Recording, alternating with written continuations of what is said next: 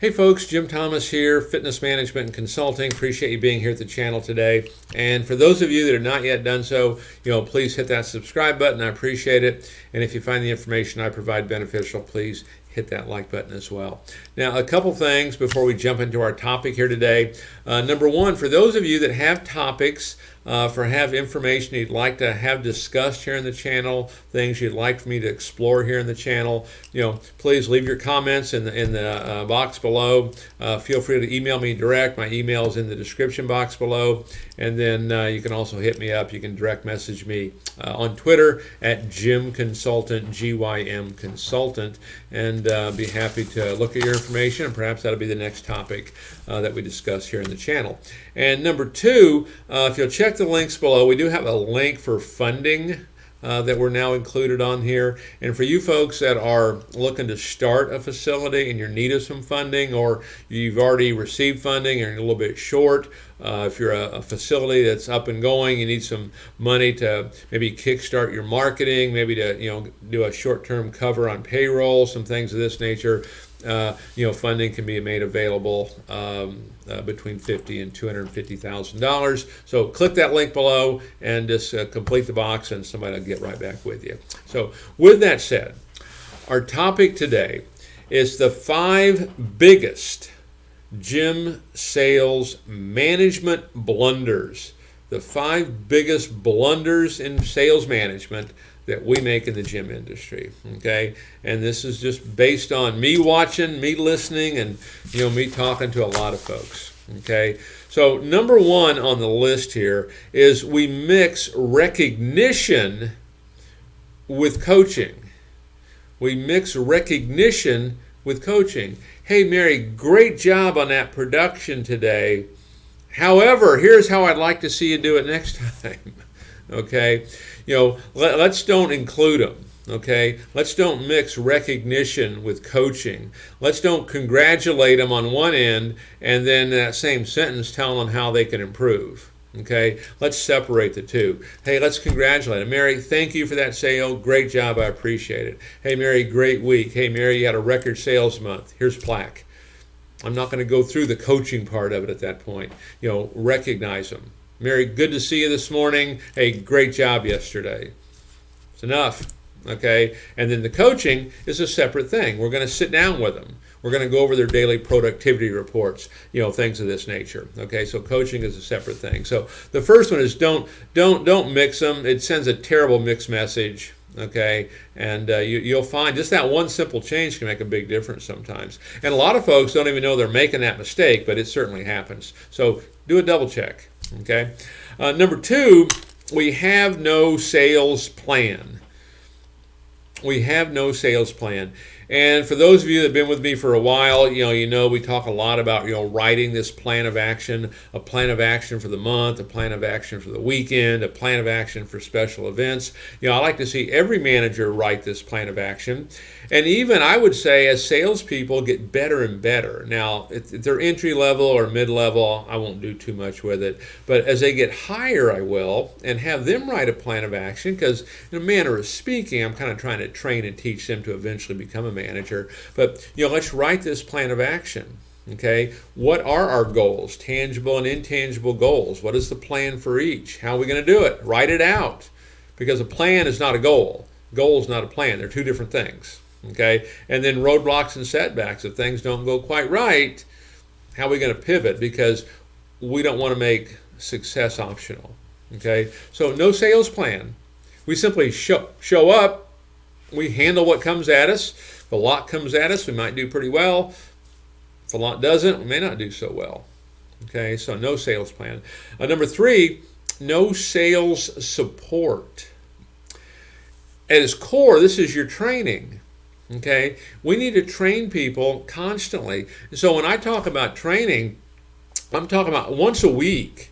If I'm talking about salespeople, once a week, I'm going to have a 1-hour training class every single week without fail. Same time, same date, every day. It's not going to miss. I'm going to train every day, maybe for 5, 10, 15 minutes on something. Hey, let's role play this. Let's role play this. Hey, walk me through how we do this. So I'm going to train, and train. And I'm going to provide constant support, okay? Encouragement. I see something. we've gotten off course. We're not following the process quite right. We're not using the needs analysis quite right. We're selling too much on feature instead of solving problems. I see these things happen. I'm taking notes, and we're going to talk about it quick. We're not going to wait.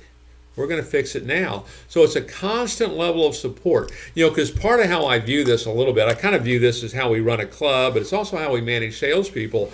It's like all this is like a big old train going down the track, and I'm just going to pat it a little bit here and pat it a little bit here. I want to keep it going straight. That's my support. That's my sales support, okay, on keeping folks, on track with this. But so many folks don't do that. There is no sales support.